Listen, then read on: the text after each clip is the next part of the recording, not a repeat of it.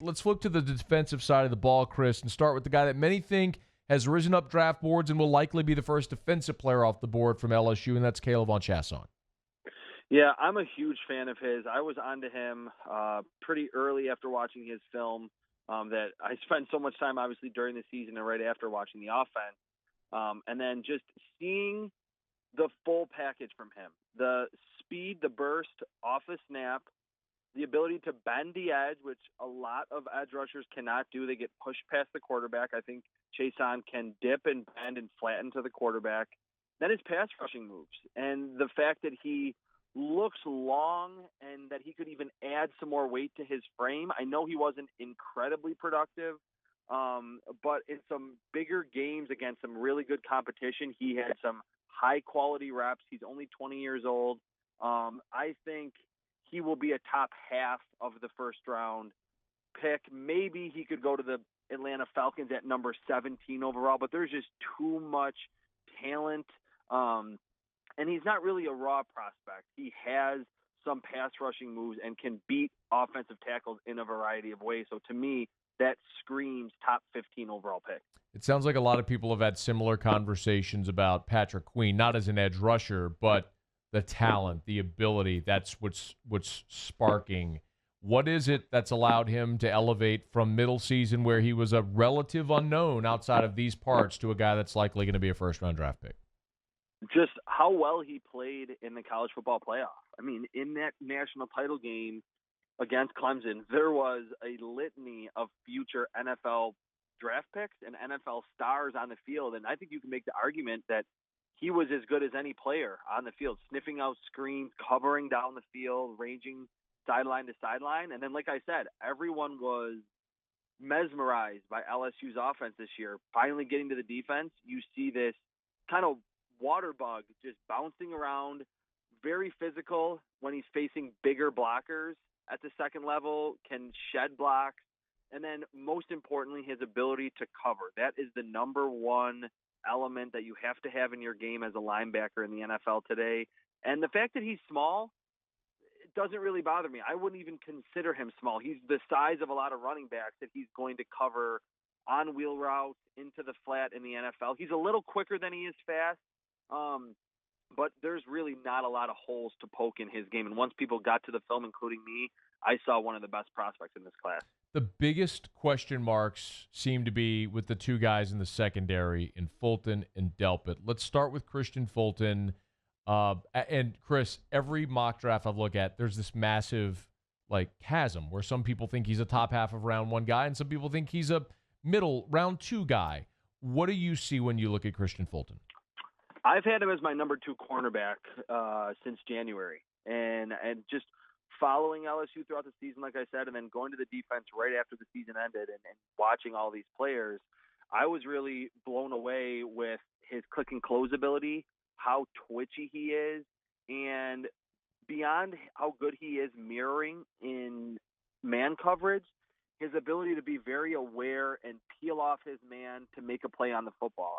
I like that he saw more targets this year without Greedy Williams there, because it allowed him to have more opportunities to make more plays on the football, and he did. The only knock is that he's a little bit on the short and small side, but he tested very well. I think people are kind of overly nitpicking him and saying that you need to be a 6'1", 210-pound corner to go in the first round. I mean, Denzel Ward, a lot of these other guys have gone in the first round recently that are under 6 foot.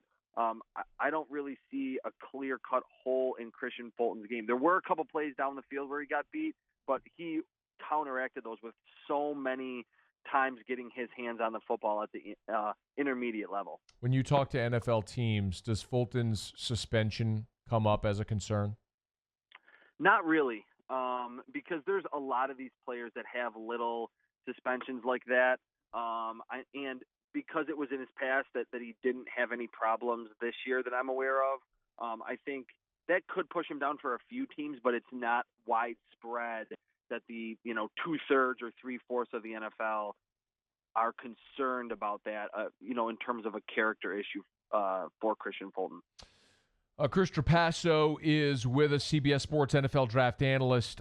The other, obviously, defensive back is Grant Delpit, who coming into this season was kind of a consensus top guy in the draft after having the greatest defensive back season in LSU history a year ago. And then he played half the season on a bum ankle, and now it's almost like there's a lot of people are considering him a round 2 guy. They released the film today, 4.39 and all the pro day. How much does that work that was released today, Chris, how much does that maybe help alleviate some of the questions that the teams have about Grant? Well, it helps because you're right that ankle injury seemed to really hinder his athleticism and his ability to be that effective kind of towering safety that he was certainly in 2018 and not as much in 2019. That if he's showing that he can run sub 4.4 now, the ankle has to be good.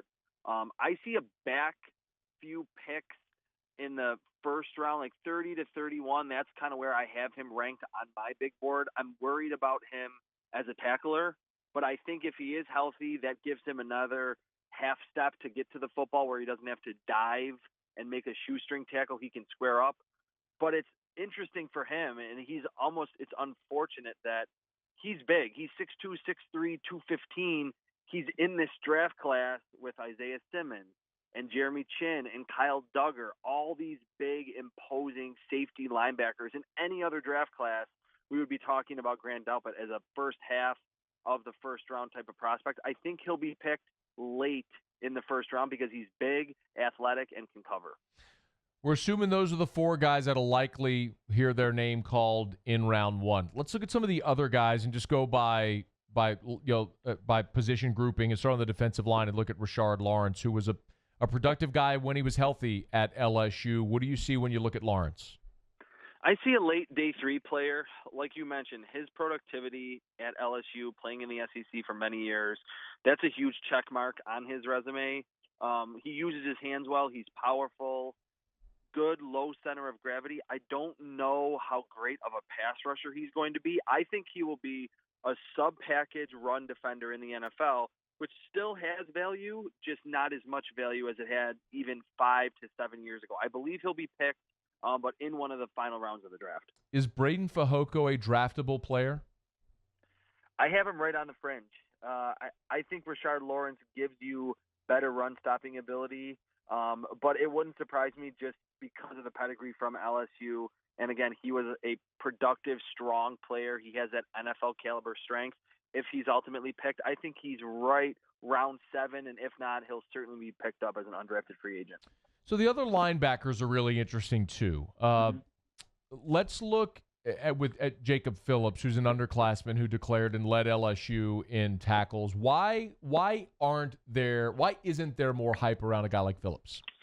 That's a great question, and I think because he kind of got overshadowed by Patrick Queen in those final 2 games of the season. That was really the catalyst for this happening to Jacob Phillips. But fortunately for him at the Combine, he showed everyone that he was a big recruit and who was a great athlete, very explosive. He gives you the size and the length that Patrick Queen doesn't have. He was a late watch for me, and I'm not going to say I was blown away, but seeing him next to Patrick Queen, I said that Queen is a little quicker than he is fast. I think Jacob Phillips is not the twitchiest linebacker, but his explosion and his ability to sustain speed toward the sideline or in coverage looks like a mid-round pick to me. But I think Patrick Queen's twitchiness, his ability to run with running backs and tight ends, and just plays with a little bit more energy, I think that's why we're hearing about him as a first-rounder and maybe Jordan Phillips later in the draft. Michael Divinity is the other linebacker who, when he was on the field, again, was very productive, but had his share of issues off the field. So what's the book on Divinity? Well, yeah, I mean, a lot of teams are trying to look into what happened off the field, why he was off the team, then he came back. And for me as a scout that's writing for CBS, I'm wondering why he didn't stay on the edge, because I thought in 2018 he looked like a second or a third round pick, mostly played off the ball, and he looked like someone playing a new position. You like the athleticism, you like the length, but you could almost watch a play when there were some reps with Patrick Queen, Jacob Phillips, and Michael Divinity on the field together, Divinity was the last player to react to what was going on in front of him. And that makes him play a little bit slower. I think if a team picks him, and I wouldn't be shocked if he's picked, but if not, definitely an undrafted free agent, a team that picks him says, hey, we're going to use you off the ball occasionally, but we're going to mostly deploy you as a situational edge rusher because he has good bend, showed some pass rushing moves in 2018, and obviously the off-field and the maturity issues need to be addressed. But just a strange thing seeing not only what happened off the field, but with the position change for him in 2019. Chris, are there any other defensive players that you have a draftable grade on? Not off the top of my head. I mean, no, I think that's it. Quite a bit.